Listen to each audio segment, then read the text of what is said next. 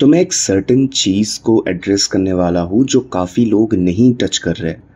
वो है रिलेशनशिप का एक टॉपिक।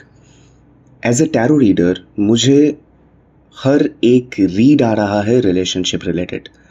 प्रॉब्लम ये हो रहा है कि कोई बात नहीं, हर महीने आता है रिलेशनशिप के रीड्स, पर जब मैंने अपने वाइब्रेशंस और कैलकुलेशंस को अलग छोड़ के मैंने एनालिसिस पे ध्यान दिया कि एक्चुअली एनालिसिस क्या कहता है, ठीक है, इसके बारे में, तो मैंने देखा कि मेरे डेटा एनालिसिस के मुताबिक ऑलमोस्ट हर एक पर्सन गो थ्रू कर रहा है इस फेज से, जो कि नहीं होता।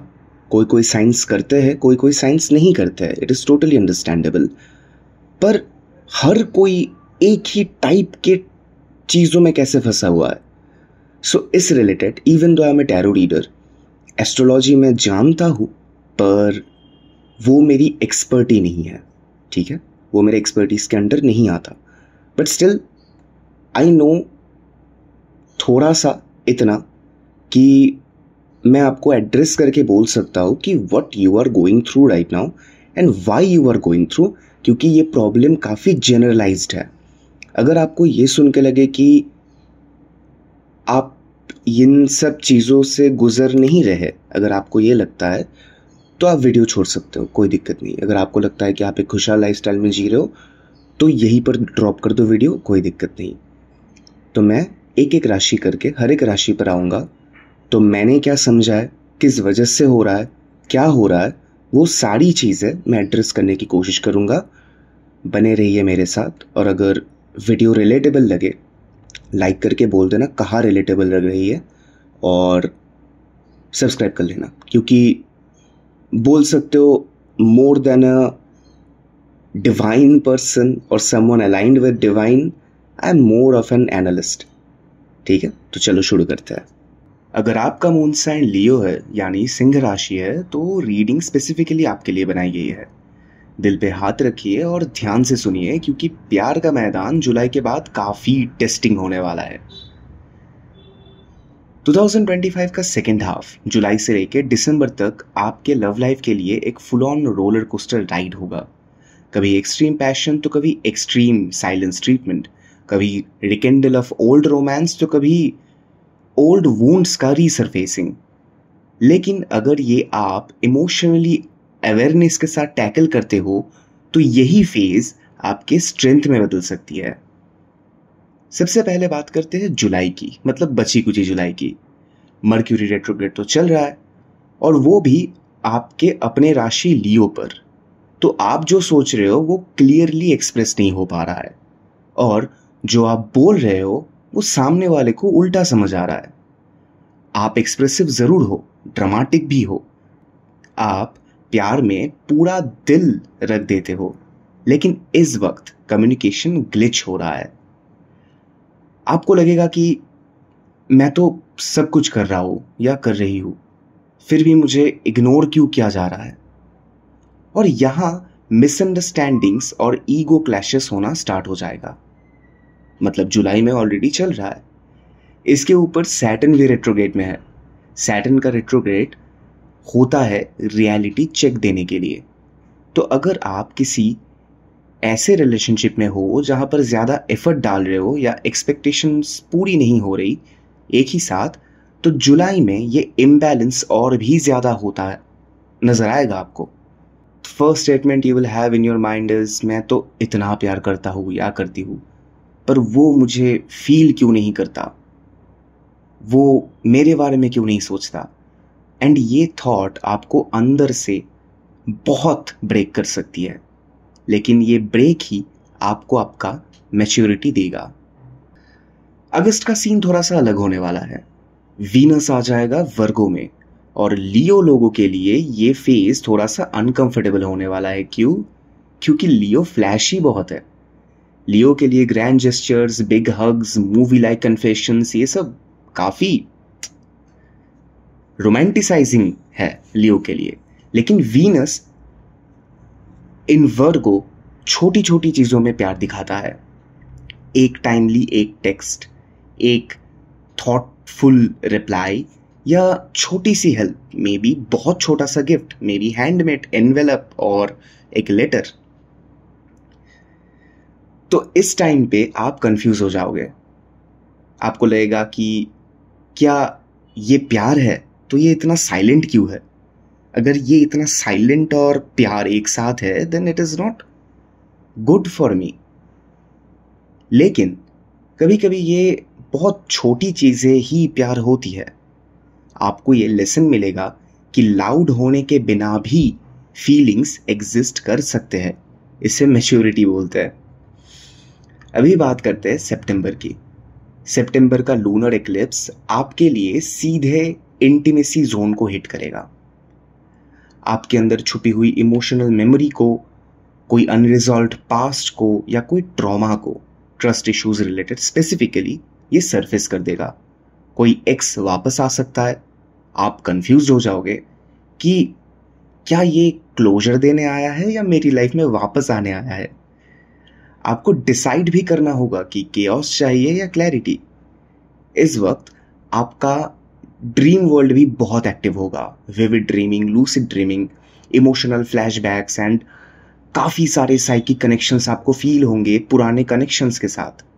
पर याद रखना, not everything that feels deep is good for you.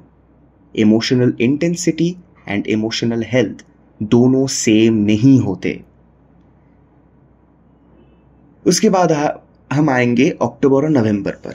अक्टूबर और नवंबर थोड़ा सा ट्रिकी होने वाला है।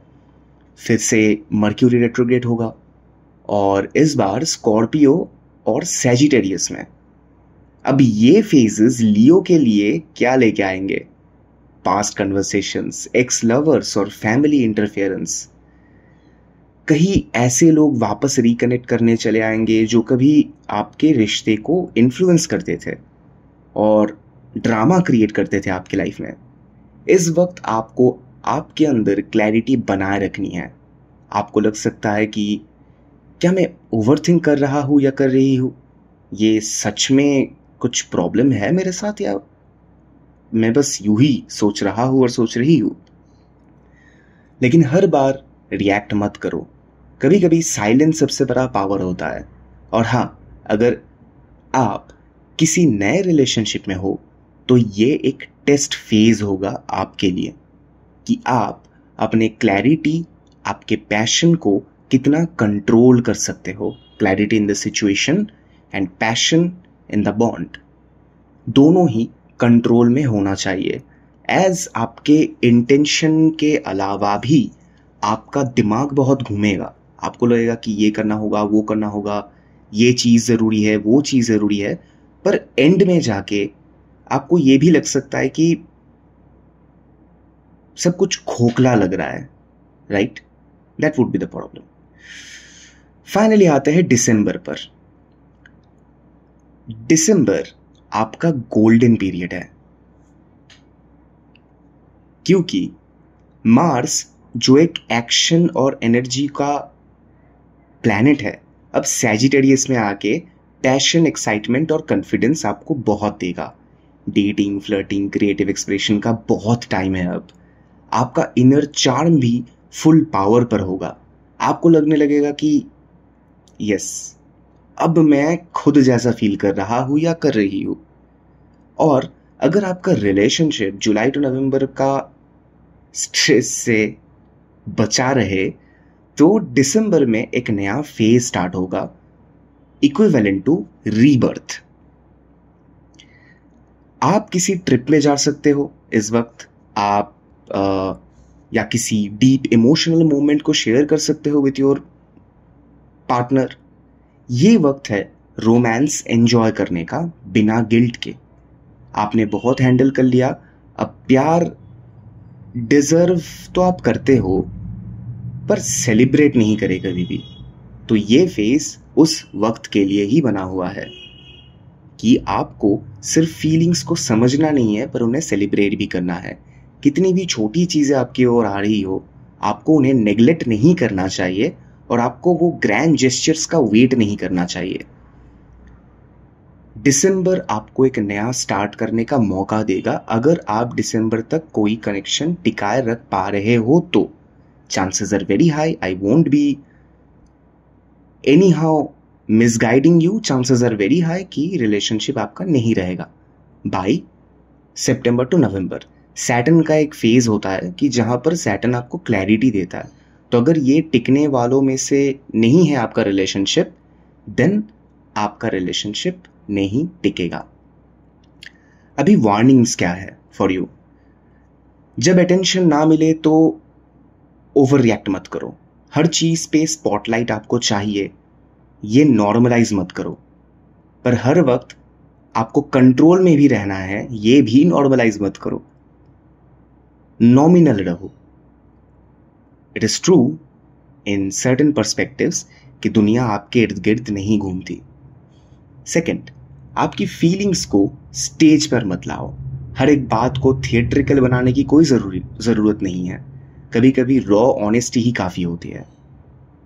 3, एक्सेस को वापस एक्सेप्ट करने से पहले सोचो, क्या वो वापस आना चाहिए आपके ग्रोथ के लिए? अगर हाँ तो क्यों, और अगर नहीं तो क्यों? इस सवाल का जवाब अगर आपके पास है, आप तभी जाकर इस पे अमल करो, otherwise do not even think about it. Remedies क्या है? पेशेंस से बात करो, बहुत ज्यादा पेशेंस आपके लिए बहुत जरूरी है। ब्रेक लेके बात करो, रिएक्ट जल्दी मत करो, ठीक है? अपने पार्टनर की नीड्स को समझने की कोशिश करो। At least we do understand that you are a very dominating energy, but समझने की कोशिश करो। जर्नलिंग करो या मेडिटेट करो, ग्राउंडेड रहो। दिसंबर में कोई स्पेशल प्लान बनाओ, सरप्राइज डेट पर जाओ, एडवेंचर ट्रिप पे जाओ, या कोई भी ऑनेस्ट कन्वर्सेशन करो। फ्लिंग से दूर ही रहो जुलाई से सितंबर में। ये टेम्पररी डिस्ट्रैक्शंस बेसिकली आपके लाइफ को परमानेंट डैमेज कर सकता है। Any one of these options can actually permanently damage your life and take away your soulmate from you. और सबसे इंपॉर्टेंट, अपने आप को जज करो विद अ लिमिटेशन। एक होता है कि आप इतना ओवर एक्सप्रेसिव बन रहे हो कि आप कुछ भी नहीं कर रहे हो, आपके एक्शंस को भी जज नहीं कर रहे हो, उल्टा जस्टिफाई कर रहे हो। और दूसरा होता है कि जहां पर आप एक्सप्रेसिव हो पर उसमें एक ब्यूटी है, क्योंकि आपका जजमेंट आपके वर्ड्स पर कंट्रोल दे रहा है। बस इतना ही आप ध्यान में रखो। और अगर आपको रीड पसंद आई और लगे कि ये कहीं ना कहीं रिलेटेबल है तो definitely give it a like, comment करो और सब्सक्राइब टू माय चैनल।